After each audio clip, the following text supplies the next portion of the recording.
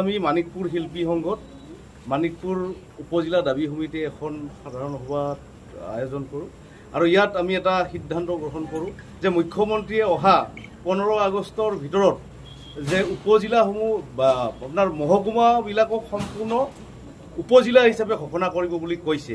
গতিকে সেই মৰ্মে আলোচনা হ'ল আৰু আমাৰ মানিকপুৰ মহকুমাক যেনে উপজিলা হিচাপে ঘোষণা কৰে তাৰ কাৰণে আমি আজি এটা সিদ্ধান্ত লৈছোঁ যে অহা 19 জুন অৰ্থাৎ চলিত মাহৰ 19 তাৰিখে তথা আপোনাৰ বুধবাৰে আমি এটা অৱস্থান কাৰ্যসূচী লৈছোঁ। ৰাতিপুৱা 10 বজাৰ পৰা 12 বজালৈকে সমূহ ৰাইজক যোগদান কামনা কৰিছোঁ যাতে আমি আমাৰ উপজিলা আমাক মানিকপুৰবাসীক দিয়ে।